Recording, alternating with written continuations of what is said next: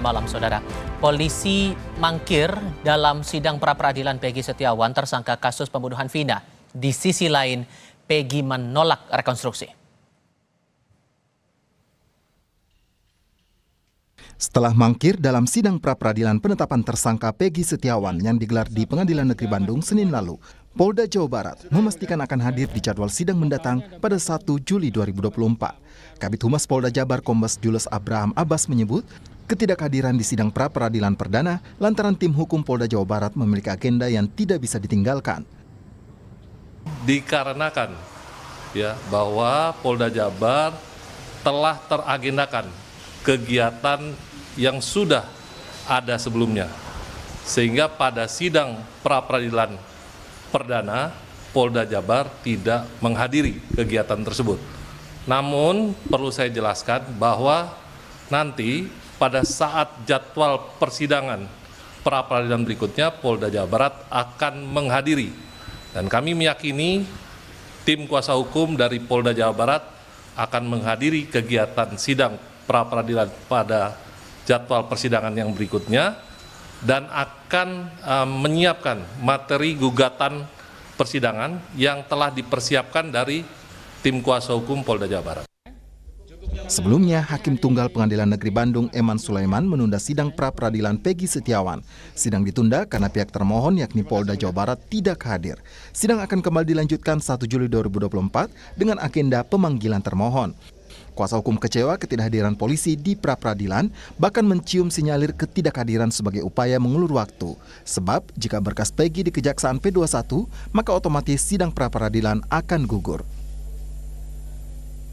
Tentu tim kuasa hukum kecewa hari ini karena termohon tidak hadir, itu tidak profesional. Kalau memang bukti mereka lemah, diakui aja, tidak perlu mengundur-undur waktu atau mengulur-ngulur agar terjadi P21.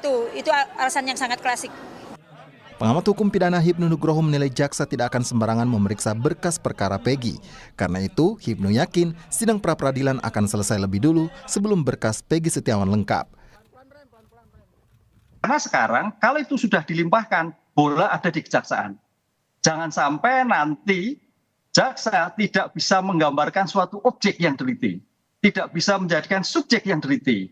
Kalau itu yang terjadi nanti Pak Muhtar bisa mematahkan, itu namanya surat dakwaan obskur. Obskur batal. Batal, selesai itu suatu perkara, dikembalikan seperti tidak ada suatu perkara. Inilah yang menjadi tanggung jawab kejaksaan. Oleh karena itu saya melihat dalam perkara ini saya kira tidak sampai pada persidangan, belum sampai persidangan Mbak. Pasti pra peradilan ini akan dikuatkan dulu, jaksa juga melakukan dulu. Sehingga kalau sampai gugur, kayaknya agak jauh. Karena semua harus siap dalam suatu bukti-bukti yang akurat. Sementara, di tengah proses pra-peradilan dan pemeriksaan berkas oleh jaksa, pihak Peggy Setiawan menolak rencana rekonstruksi oleh Polda Jawa Barat. Pengacara menolak karena menilai Peggy Setiawan bukanlah Peggy Peron seperti yang disebutkan polisi sebagai pelaku pembunuhan Vina dan Eki. Kuasa hukum belum mendapatkan surat undangan ataupun pemberitahuan tentang adanya rekonstruksi.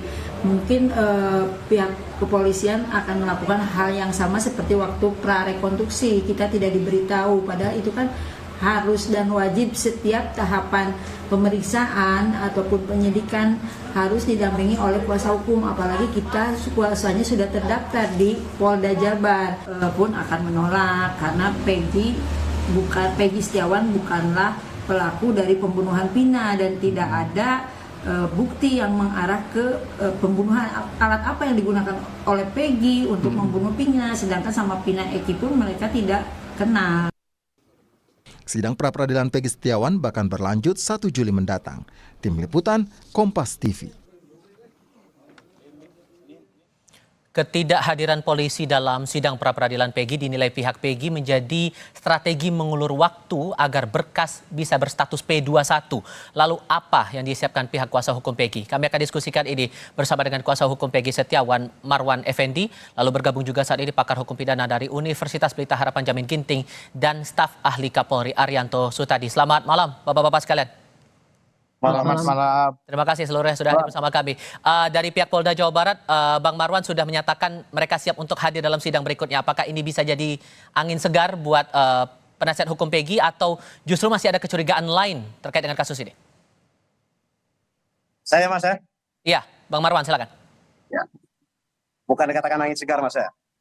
Sebab kami kan kemarin hari Minggu Kabid Humas Polda Jawa Barat sudah mengatakan sudah siap untuk sidang. Hmm.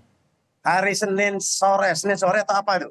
Dia mengatakan ada agenda lain. Loh, katanya sudah siap. Sudah. Dia mengatakan loh, Kepala Bidang Humas Polda Jawa Barat mengatakan kalau sudah teragenda loh. Omongan itu aja udah berlawanan loh. Hari Minggu mengatakan sudah siap. Hari Senin mengatakan sudah teragenda. Kan lucu.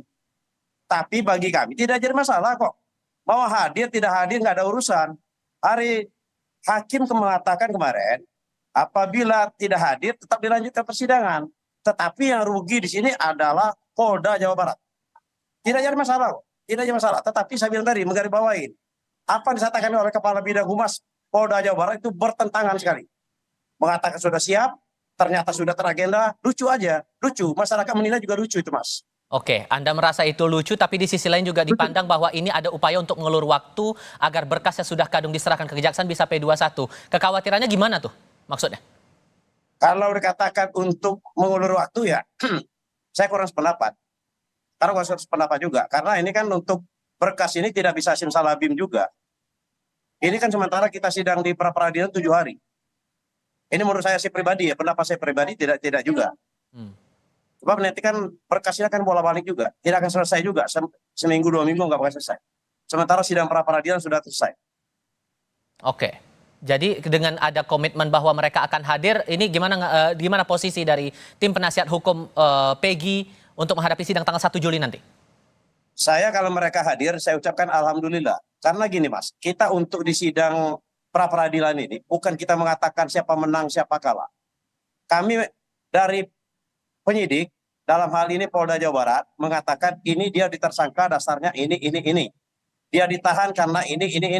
Itu argumennya dari Polda. Argumen dari kami, ini nggak boleh lo jadikan tersangka, ini lo nggak boleh ditahan. Nah, karena ada perbedaan pandangan inilah kita adu di pengadilan, melewati sidang pra-peradilan. Makanya harapan kami dari Polda itu datang. Biar kita sama-sama beradu argumen. Jangan sampai, saya berulang kali saya sampaikan, saya juga sayang sama Polda itu. Jangan sampai nanti mindset-nya dari masyarakat, macam-macam.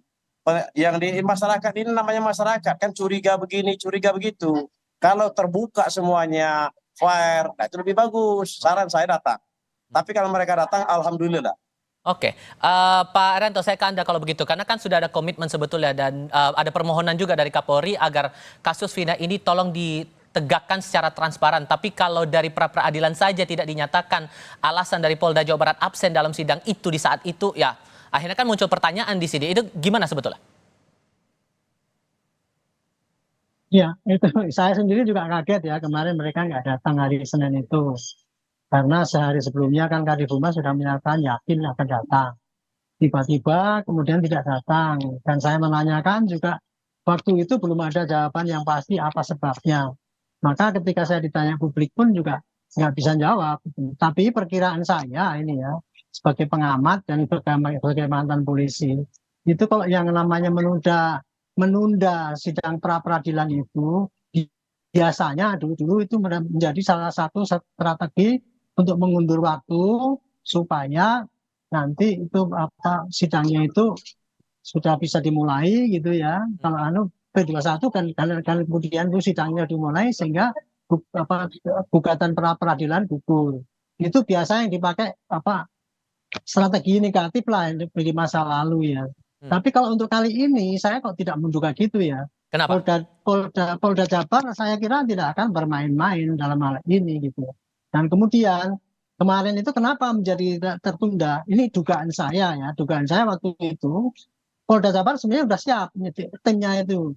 Tapi kemudian rethinking lah, itu berpikir kembali ya, karena harus hati-hati dan sebagainya. Kemudian melihat sangat viralnya gugatan-gugatan ataupun bukti-bukti yang katanya ini tidak benar dan sebagainya. Sehingga dia melengkapi kembali jawaban gugatan yang dipersiapkan sebelumnya yang dianggap sudah lengkap sehingga dianggap kurang lengkap. Makanya dia tunda itu. Tapi kalau seandainya seandainya dia menerapkan itu sebagai strategi untuk mengulur waktu supaya bisa cepat B21, Masuk akal nggak estimate itu? saya ya, Hmm? bukan masuk akal, estimate saya kalau itu diterapkan itu keliru besar. Karena apa? Dalam posisi yang seperti ini, saya kira Pak Jaksa akan lebih teliti itu. Hmm. Kalau berkas yang disampaikan oleh polisi itu kurang lengkap, ya pasti nanti akan kembalikan P19 gitu. Tidak mau misalkan ada cacat, kemudian dia terima, kemudian nanti kan itu dia yang nanggung nanti di dalam peradilan nanti ya gitu. Oke. Gitu. Jadi saya kira strategi yang didugakan itu tadi untuk mengundur itu menurut saya kok nggak akan diterima oleh Polda Jabar. Oke. Tapi hanya karena faktor kehati-hatian itulah sehingga dia berpikir kembali, melengkapi kembali sehingga minggu depan tadi kan Oke. Humas sudah yakin akan maju. Mudah-mudahan begitu, kita lihat aja nanti. Oke, Pak Jamin, kalau Anda melihat kalau perspektif bahwa ini upaya untuk mengulur waktu, makanya Polda Jabar tidak hadir dalam pra-peradilan kemarin itu, gimana menangkapnya? Masuk akal atau tidak? Ya, saya kira tentu kita melihat ini hak ya. Jadi itu hak untuk tidak hadir di pertemuan pertama. Nah itu sering terjadi di kepolisian itu beberapa kali saya menghadiri sebagai ahli juga banyak yang nggak hadir di pertemuan pertama. Pertama karena memang mereka ingin lebih komplit ya, lebih siap dalam mempersiapkan jawaban tersebut. Itu bisa jadi. Kalau memang itu terkait dengan adanya persiapan untuk pokok perkara diperiksa, biasanya sudah masuk dalam pelimpahan, tapi belum P21. Nah itu buru-buru itu, tapi kan sekarang kita belum lihat apakah sudah ada pelimpahan belum ini ke kejaksaan. Kalau belum ada pelimpahan, ya tentu jadwalnya masih panjang. Nah kalau mereka nanti tidak hadir di pertemuan kedua, itu akan berisiko lagi, lebih berisiko lagi begitu bagi pihak kepolisiannya. Oke. Jadi saya kira tadi komentarnya sudah jelas, dia akan hadir dan akan kita lihat nanti apakah benar-benar hadir di minggu depan begitu. Oke, akan rugi bagi polisi kalau untuk minggu depan di tanggal 1 Juli tidak hadir. Tapi untuk proses hukum secara keseluruhannya ada untung ruginya tidak? Ya tentu, karena kalau mereka tidak hadir, nanti penetapan tersangkanya tentu dinyatakan tidak sah, kemungkinannya lebih besar begitu kemenangannya begitu. Oke, tapi juga kita lihat di sisi lainnya, oke ini di satu sisi kalau kita lihat dalam proses pra-peradilan ya, tapi kalau dari sisi dari pihak PG-nya sendiri juga, tadi juga kita dengar begitu pernyataan bahwa mereka menolak untuk upaya rekonstruksi karena dari pra-rekonstruksi saja PG tidak didampingi bersama dengan penasihat hukumnya. Ini secara plus minus untung ruginya menurut Anda Pak Jamin akan kemana arah dari kasus ini nantinya? Kalau seorang tersangka itu wajib didampingi oleh penasihat hukum dalam segala hal pemeriksaan. Kalau enggak, itu pemeriksaan tidak sah begitu. Jadi dia harus didampingi oleh penasihat hukum. Tapi penasihat hukum tidak bisa menolak kalau dilakukan rekonstruksi karena itu hak dari penyidik begitu. Alasannya apa? Kan tentu tidak beralasan. Karena itu bagian dari proses penyidikan. Cuma tidak boleh nggak dihadir, harus hadir gitu, harus didampingi. Demikian. Oke, Bang Marwan dengan sikap yang dikeluarkan bahwa penasihat hukum pra-rekonstruksi tidak mau hadir karena rekonstruksi tidak menolak untuk dilakukan karena pra-rekonstruksi tidak diikutsertakan penasihat hukum untuk mendampingi Peggy, maka langkah-langkah apa yang akan diambil berikutnya begitu? Jadi gini Mas ya, saya tambah dikit Mas, biar masyarakat juga tahu. Ini sebenarnya penyidik ini mendua juga. Mendua gimana maksudnya? Ada disampaikan oleh Bang Ginting tadi. Bang Ginting mengatakan harus didampingi penasihat hukum setiap kegiatan. Sekarang saya menjadi pertanyaan saya, ada seperti dulu waktu habis pemeriksaan psikologi, jadi klien kami, Peggy Setiawan itu disuruh cap jari di kertas yang kosong tanpa didampingi oleh penasihat hukum. Nah, teman saya, tim kami di Bandung menanyakan kepada penyidik, buat apa itu tadi? Penyidik mengelak. Nah, ada apa? Ada apa terhadap perkara ini, Mas? Jadi maksud saya, jangan ada dusta di antara kita.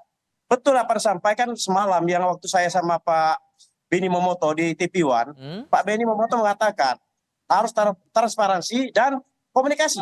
Sebenarnya, Mas, kami Mas, kalau diajak komunikasi dan transparansi, ayo kita sama-sama untuk berjalan. Bersama-sama. Jangan sampai ada sembunyi-sembunyi, Mas. Jangan main-main kucing. Bukan waktunya lagi, Mas, untuk main-main kucing-kucing. Itu intinya saya sampaikan kepada penyidik Polda Jawa Barat. Oke, Pak Arianto, Anda ngeresponnya gimana itu? Masih ada yang hal nggak clear yang dirasa oleh penasihat hukum Peggy di balik kasus ini? Ya, sekarang ini masalahnya kan cuma keterbukaan daripada Polri untuk menyampaikan apa yang dikerjakan kepada masyarakat. Polisi sekarang masih berpegang pada ada informasi-informasi yang tidak boleh dikeluarkan untuk penyidikan. Alasannya nanti akan mengganggu penyidikan. Nah, makanya itu kadar daripada keterbukaan ini memang penafsirannya masih berbeda-beda. Sementara dari masyarakat maunya apa semua diterbukakan gitu kan. Sedangkan polisi masih berpedoman pada prinsip lama, yaitu penyidikan itu tidak akan dikonsumsikan hasilnya, tidak diberitakan untuk konsumsi umum, hanya untuk pro justisia. Dari situlah sehingga timbul kecurigaan. Sejauh ini Pak Kapolri sudah mengatakan bahwa ini lebih transparan, serius, dan berkeadilan. Jadi sepanjang ini kalau penyidik itu memberikan informasi kepada masyarakat yang kira-kira apa yang telah dikerjakan, mengapa dia berbuat gitu, dan bagaimana hasilnya, sepanjang itu tidak mengganggu daripada penyidikan, ya memang itu sebaiknya disampaikan. Cuman itu kan taktik atau strategi itu kan tergantung daripada bagaimana penyidik mau memilih. Gitu. Sekarang dia memilih masih membatasi keterangan dengan risiko dia dianggap tadi ada kucing dalam karung lah gitu, kurang terbuka lah, itu memang risiko daripada strategi yang ditempuh oleh penyidik untuk menerapkan yang sekarang ini kelihatannya masih kurang terbuka itu kira-kira kondisinya seperti itu Pak. Oke, masih ada proses pra-peradilan yang akan berlangsung 1 Juli nanti di Pengadilan Negeri Bandung. Bang Marwan, Pak Arianto, Pak Jamin Ginting, terima kasih banyak sudah hadir dalam diskusi kami kali ini. Terima Malam kasih. semuanya. Terima kasih. Selamat malam.